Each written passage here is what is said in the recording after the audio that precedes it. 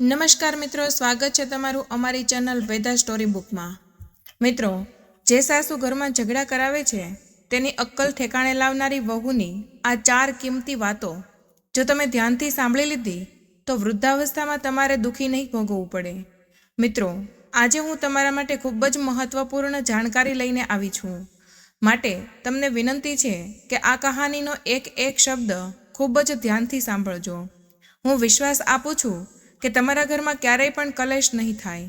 મિત્રો, આજની આ કહાની ખૂબ જ જ્ઞાનવર્ધક અને મોટિવેશનલ છે, તેથી કહાની શરૂ કરતાં પહેલાં મારી આપ સૌને વિનંતી છે કે તમે હજુ સુધી અમારી ચેનલને સબસ્ક્રાઈબ ન કરી હોય તો અત્યારે જ સબસ્ક્રાઈબ કરી દેજો અને આ કહાનીને અંત સુધી જરૂરથી સાંભળજો, કેમ કે અધૂરી કહાની સાંભળવાથી અધૂરું જ જ્ઞાન પ્રાપ્ત થાય છે અને આપણે સૌ જાણીએ છીએ કે અધૂરું જ્ઞાન ક્યારેય પણ જીવનમાં કામમાં આવતું નથી અને તે હંમેશા નુકસાનકારક જ સાબિત થાય છે। તો ચાલો કહાની શરૂ કરીએ। મિત્રો, એક ગામની આ વાત છે। ગામમાં એક દીકરીનું લગ્ન થયું। લગ્ન પછી કે જ્યારે પોતાની સાસરીમાં પહોંચી તો તેને ખબર પડી કે તેના પરિવારમાં 3 સભ્યો છે। એક તેનો પતિ, એક તેની સાસુ અને એક તેની દાદી સાસુ, જે ઘણી જ વૃદ્ધ થઈ ચૂકી હતી। તેની સાસુ યુવાન હતી। તે દીકરીની સાસુ દાદી સાસુની ઇજ્જત પણ નહોતી કરતી। દરરોજ તે પોતાની સાસુનું અપમાન કરતી રહેતી હતી। કોઈ પણ દિવસે સીધી રીતે વાત પણ નહોતી કરતી। ખાવા માટે પણ જેવી તેવી વસ્તુઓ આપી દેતી હતી। તે સારી રીતે તેમની દેખભાળ પણ નહોતી રાખતી। જ્યારે નવી વહુ ઘરમાં આવી ત્યારે તેને પોતાની સાસુનો તેની દાદી સાસુ પ્રત્યેનો જે વ્યવહાર હતો તે ગમ્યો નહીં।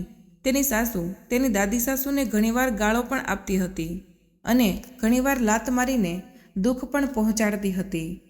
તેની દાદી સાસુના પ્રત્યેનો તેનો સાસુનો આ જુલમ જોઈને તે નવી નવેલી વહુથી જોવાયો નહીં।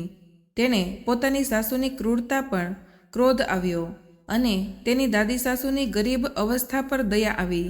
તે એક સારા અને સંસ્કારી ઘરની દીકરી હતી। તેના માતા પિતા પાસેથી તેને એ સંસ્કાર મળ્યા હતા કે ઘરમાં વૃદ્ધ લોકોની સાથે કેવી રીતે વ્યવહાર કરવો જોઈએ। એ વસ્તુ જાણતી હતી કે કોઈ પણ વહુ એક દિવસ સાસુ અને દાદી સાસુ પણ બને જ છે। જ્યારે આપણો વ્યવહાર આપણા વડીલો અને વૃદ્ધો પ્રત્યે સારો નહીં હોય તો આપણા દીકરાઓ અને વહુઓ પણ આપણું સન્માન નહીં કરે। આ દુનિયા કૂવામાંનો અવાજ છે। આપણે જેવું બોલીશું તેવું જ આપણને પાછું સંભળાશે। જેવો વ્યવહાર આપણે આપણા વડીલો સાથે કરીશું તેવો જ વ્યવહાર આપણી સાથે પણ થવાનો જ છે। વિધાતાએ એક નિયમ દરેક જીવ પ્રાણી પર લાગુ કરેલો છે કે કોઈ પણ વ્યક્તિ હંમેશા માટે યુવાન નહીં રહી શકે। સમયની સાથે તેનું શરીર પણ બદલાઈ જાય છે। 4 દિવસની યુવાનીમાં ચાહે કેટલો પણ ઘમંડ કરી લો, કેટલો પણ વડીલો પર જુલમ કરી લો, પણ આ યુવાની એક દિવસે જતી રહે છે। આ શરીર એક દિવસ વૃદ્ધ જરૂર થવાનું છે। તમારા શરીરની અકળ તમારી નાશ પામતી યુવાની સાથે જરૂર ઘટી જાય છે। આપણે બધાએ જ એક દિવસ આ વૃદ્ધાવસ્થામાંથી પસાર થવું પડે છે। તો પછી અભિમાન કેમ રાખવાનું? આપણે એવું કંઈક કરવું જોઈએ કે આપણી વૃદ્ધાવસ્થામાં આપણને આપણા સંતાનોનો સહારો મળે, પરંતુ આ વસ્તુ ત્યાં સુધી સંભવ નથી જ્યાં સુધી આપણે પોતે આપણા વડીલોને સહારો ન બનીએ। મિત્રો, તે વહુ ખૂબ જ ભણેલી ગણેલી હતી અને સંસ્કારી હતી। તેને પોતાની સાસુની અક્કલ ઠેકાણે લગાડવા માટેનો નિશ્ચય કરી લીધો। તેને વિચાર્યું કે હું મારી સાસુને વાતોથી સમજાવવાનો પ્રયત્ન કરીશ તો એવું કહેશે કે કાલની આવેલી છોકરી મને ઉપદેશ આપવા લાગી છે, મારું ગુરુ બનવા જઈ રહી છે। મિત્રો, સાસુઓનો આ ડાયલોગ ખૂબ જ પ્રસિદ્ધ છે। જ્યારે કોઈ પણ વહુ પોતાની સાસુને સારી અને સાચી સલાહ આપવા માંગે છે તો એની સાસુનો ઘમંડ વચ્ચે આવી જાય છે। તે સાસુને પોતાનું અપમાન થતું હોય તેવું મહેસૂસ થાય છે। તે દિવસથી સાસુના મનમાં પોતાની વહુ માટે નફરત પેદા થઈ જાય છે।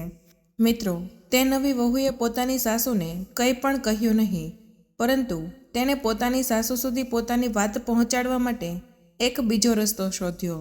તે દરરોજ પોતાના ઘરના બધા જ કામકાજ પતાવીને તે પોતાની દાદુ સાસુ પાસે જઈને બેસી જતી હતી। તેમની સાથે વાતો કરતી હતી, તેમના પગ દબાવતી।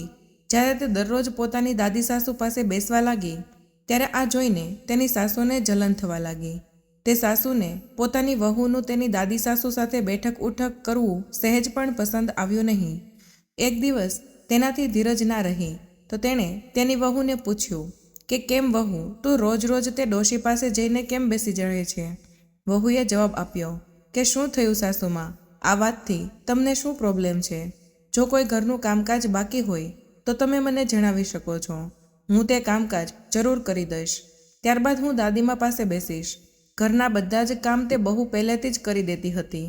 તેથી તે સાસુ તેને શું કામ બતાવતી, કઈ વાત ઉપર તે ટોકતી. તે સાસુ પાસે કોઈ પણ પ્રકારનું બહાનું ન હતું. તે સાસુ કહેવા લાગી કે વહુ, કામ તો કંઈ પણ બાકી નથી, પણ તું મને એ જણાવ કે તે ડોશી સાથે બેસવામાં શું તને આનંદ આવે છે? આજકાલ તો લોકો પોતાના બરાબરીવાળા લોકો સાથે જ બેઠક ઉઠક રાખે છે. ત્યારે તે વહુ તેની સાસુના પ્રશ્નનો જવાબ આપતા કહે છે કે સાસુમાં, મારા પિતાએ મને એ સમજાવીને મોકલી છે કે દીકરી ક્યારેય પણ કોઈ યુવાન દીકરા કે યુવાન દીકરી સાથે બેસતી નહીં. જો ઘરમાં વૃદ્ધ અને વડીલ લોકો હોય તેમની સાથે જ બેસજે.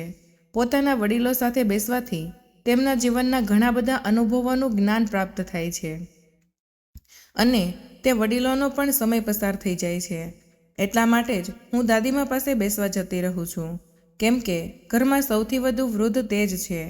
મારા પિતાએ જ્યારે મને વિદાય આપી હતી ત્યારે મને સમજાવ્યું હતું કે દીકરી, તું હવે પારકા ઘરે જઈ રહી છો. ત્યાં તારા આ ઘરના રીતિરિવાજો નહીં ચાલે. ત્યાં પહોંચીને તારે તારા સાસરીના જ રીતિરિવાજો પ્રમાણે જીવન જીવવું પડશે.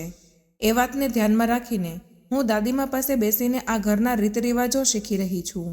હું તેમને પૂછું છું કે તમારી વહુ તમારી કેવી રીતે સેવા કરે છે, તેવી જ રીતે હું પણ વૃદ્ધાવસ્થામાં મારી સાસુની સેવા કરીશ.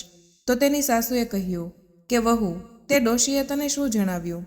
ત્યારે વહુ બોલી કે હે સાસુમાં, દાદી સાસુએ તો મને જણાવ્યું કે આ ઘરના એવા રીતિ રિવાજ છે કે જ્યારે વ્યક્તિ ખૂબ જ વૃદ્ધ થઈ જાય તો તેની સાથે વાતો ન કરવી, તેની પાસે જઈને બેસવું નહીં, તેને જેવું તેવું ખાવાનું આપી દેવું, તેને ગાળો આપવી, તેને લાતોથી મારવી, તેને કોઈ એક જગ્યાએ બેસાડીને વાટકા જેવી વસ્તુઓમાં રોટલી આપી દેવી.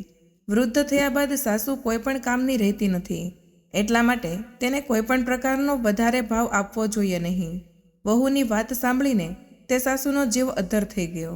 તે વિચારવા લાગી કે કદાચ મારી વહુ પણ મારી સાથે આવો વ્યવહાર ના કરે. તે સાસુએ તેની વહુને કહ્યું કે વહુ, તું પણ શું મારી સાથે આવો જ વ્યવહાર કરીશ? ત્યારે વહુએ કહ્યું કે સાસુમાં, હું એવું નથી કહેતી કે હું તમારી સાથે આવું જ કરીશ, પરંતુ મારા પિતાજીએ મને જણાવ્યું છે કે આપણા વડીલો પાસેથી આપણે શીખ લેવી જોઈએ. જે રસ્તા પર તેઓ ચાલતા હોય તે જ રસ્તે આપણે ચાલવું જોઈએ. તેમના પદ ચિહ્નોનું અનુસરણ કરવું જોઈએ. આ નાના દીકરા દીકરીઓનો ધર્મ છે. તે વહુની વાત સાંભળીને તેની સાસુ પણ તેની દુર્ગતિના વિચાર કરીને ગભરાવા લાગી કે હું મારી સાસુ પ્રત્યે જેવું વર્તન કરું છું તેવી જ રીતે મારી વહુ પણ મારી સાથે તેવું જ વર્તન કરશે. તેણે જોયું કે ઘરના એક ખૂણામાં માટીના તૂટેલા ઘણા બધા વાસણોનો ઢગલો પડ્યો હતો. તે ઢગલાને વહુ ખૂબ જ ધ્યાનથી જોઈ રહી હતી. ત્યારે તેની સાસુએ કહ્યું કે વહુ, તું આ માટીના વાસણોના ટુકડાઓને કેમ ધ્યાનથી જોઈ રહી છો? શું તે ક્યારેય જોયા નથી? ત્યારે વહુ કહે છે, હે માજી, તમને ખબર નથી, જેવી રીતે તમે દાદી સાસુને આ માટીના વાસણના ટુકડામાં ખાવાનું આપો છો તેવી જ રીતે તમારી વૃદ્ધાવસ્થામાં મારે પણ આ જ માટીના વાસણોના ટુકડાની જરૂર પડશે. હું પણ તમને આ જ ટુકડાઓમાં જમવાનું આપ્યા કરીશ. આ રિવાજ મેં તમારી પાસેથી જ શીખ્યો છે. આમાં હેરાન થવાની કોઈ પણ વાત નથી. મેં મારા પિતાજીના કહ્યા અનુસાર પોતાના વડીલો પાસેથી આ શિક્ષણ મેળવ્યું છે. મિત્રો, તેની સાસુએ પૂછ્યું કે વહુ, શું તું પણ મને આ જ માટીના વાસણના ટુકડામાં આ ખાવાનું આપીશ? ત્યારે વહુએ જવાબ આપ્યો કે સાસુમાં, હું શું કરું? અહીંના મારે રિવાજ પણ નિભાવવાના જ છે ને. ત્યારે તેની સાસુ બોલી કે વહુ, હું દાદીમાને સારા વાસણોમાં તો જમવાનું આપી દઉં, પણ તે વાસણો કોણ ધોવે? એટલા માટે હું તેને આ માટીના વાસણના ટુકડામાં ખાવાનું આપી દઉં છું. વહુએ જણાવ્યું કે આ વાસણોની તમે ચિંતા ના કરશો. તે વાસણ તો હું રોજ ધોઈ નાખીશ. તમે હંમેશા તેમને થાળીમાં જ ભોજન પીરસ્યા કરો. ત્યારે તેની સાસુએ કહ્યું કે હવેથી તું એક કામ કરજે કે ડોશીમાને ખાવાનું થાળીમાં આપજે. આ માટીના વાસણના ટુકડાઓને ઉઠાવીને બહાર ફેંકી આવજે. ત્યારે તેની વહુએ કહ્યું કે ઠીક છે સાસુમાં. મિત્રો, વહુએ વાસણના ટુકડાઓને બહાર ફેંકી દીધા અને થાળીમાં જ દાદી સાસુને ભોજન મળવા લાગ્યું. ધીરે ધીરે થોડા દિવસો પસાર થઈ ગયા. એક દિવસ વહુએ જોયું કે દાદી સાસુને જે ભોજન આપવામાં આવતું હતું તે ભોજન સારું ન હતું. બધાને ભોજન પીરસ્યા પછી જે ખાવાનું વધતું હતું તે જ વધેલું ખાવાનું અને ઠંડી થઈ ગયેલી દાળ તે વૃદ્ધ ડોશીમાને આપતી હતી. નવી આવેલી વહુને પોતાની સાસુની આ આદત પસંદ ન આવી. તે ખાવાનું હાથમાં લઈને ખૂબ જ ધ્યાનથી જોવા લાગી. ત્યારે સાસુએ કહ્યું કે વહુ, તું આ ભોજન કેમ ધ્યાનથી જોઈ રહી છે? ત્યારે વહુએ કહ્યું કે સાસુમાં, હું એ જોઈ રહી છું કે આ ઘરમાં વડીલોને ખાવાનું કેવું આપવામાં આવે છે.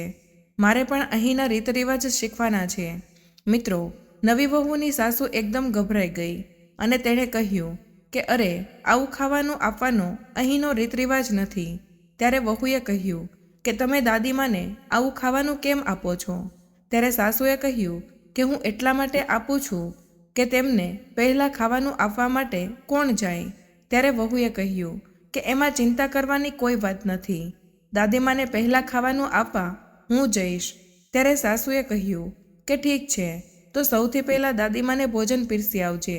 મિત્રો, તે દિવસથી દાદી સાસુને તાજું અને ગરમ ખાવાનું મળવા લાગ્યું. તે વૃદ્ધ ડોશીમાં પોતાની નવી વહુને મનમાં અને મનમાં ખૂબ જ આશીર્વાદ આપવા લાગી. એક દિવસ તે વહુએ જોયું કે દાદી સાસુનો જે ખાટલો હતો તેના પાયા તૂટી ગયા હતા. ત્યારે તે વહુની સાસુએ પૂછ્યું, અરે વહુ, તું આટલું ધ્યાનથી શું જોઈ રહી છે? ત્યારે તે વહુએ કહ્યું કે સાસુમાં, હું એ જોઈ રહી છું કે વૃદ્ધ વડીલોનો ખાટલો કેવો આપવો જોઈએ. મારે પણ તમારી વૃદ્ધાવસ્થામાં આવા જ ખાટલાની જરૂર પડશે. ત્યારે સાસુમાં જલ્દીથી બોલી કે નહીં નહીં વહુ, આ ઘરનો આવો રિવાજ નથી.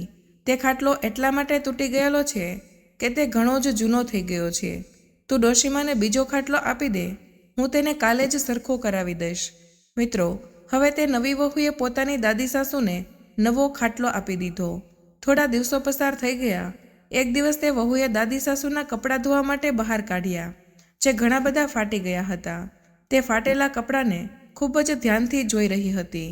ત્યાં સુધી તેની સાસુ આવી ગઈ અને તે સાસુએ તેની વહુને પૂછ્યું, વહુ, તું આ કપડાને કેમ ધ્યાનથી જોઈ રહી છે? શું તે ક્યારેય કપડાં જોયા નથી? ત્યારે વહુએ કહ્યું કે હું એ જોઈ રહી છું કે વડીલોને કેવા કપડાં પહેરવા માટે આપવા જોઈએ. આ જ અહીંનો રીત રિવાજ છે. ત્યારે સાસુએ કહ્યું કે વહુ, ફાટેલા કપડાં પહેરવા આપણા એ અહીંનો રીત રિવાજ નથી. આ તો કપડાં જૂના થઈ ગયા છે એટલે ફાટી ગયા છે. તું એક કામ કર, ડોશીમાના કપડાં બદલાવીને તું એમને નવા કપડાં આપી દે. મિત્રો, તે વહુએ જલ્દીથી દાદીમાના જૂના અને ફાટેલા કપડાં ફેંકી દીધા અને તેમને નવા કપડાં પહેરાવી દીધા. આજે નવું વહુ હોશિયારીથી તે દાદી સાસુનું જીવન બદલાઈ ગયું. તેમની ખૂબ જ સાર સંભાળ રાખવામાં આવવા લાગી. સૌથી પહેલાં ઘરમાં કોઈ પણ વસ્તુ આવતી તો તે દાદીમાને આપવામાં આવતી. આ જ રીતે દાદી સાસુ ખૂબ જ પ્રસન્ન રહેવા લાગી. મિત્રો, જો તે વહુ પોતાની સાસુને માત્ર ઉપદેશ જ આપતી તો સાસુ તેની વાત ક્યારેય પણ ન માનતી. કહેવાય છે કે તે કેટલાક લોકો પર વાતોની અસર થતી નથી, તેમના ઉપર આપણા વર્તનની અસર થાય છે. સમજદાર દીકરીએ ઝઘડા અને ચર્ચા કરવાથી બચવું જોઈએ અને બુદ્ધિથી કામ લેવું જોઈએ કે સાપ પણ મરી જાય અને લાકડી પણ ના તૂટે અને સમસ્યાનું સમાધાન પણ થઈ જાય. ઘરમાં કોઈ પણ પ્રકારનો કલેશ પણ ઉત્પન્ન ન થાય. તો મિત્રો, આ કહાની અને વિડીયોમાં આપવામાં આવેલી માહિતી તમને કેવી લાગી તે કમેન્ટ કરીને જરૂર જણાવજો. અને વિડીયો પસંદ આવ્યો હોય તો લાઈક અને શેર કરજો તથા ચેનલ પર નવા હોય તો ચેનલને સબસ્ક્રાઈબ જરૂર કરજો. મળીએ એક નવા વિડીયો સાથે. ત્યાં સુધી બધાને જય શ્રી કૃષ્ણ. ધન્યવાદ.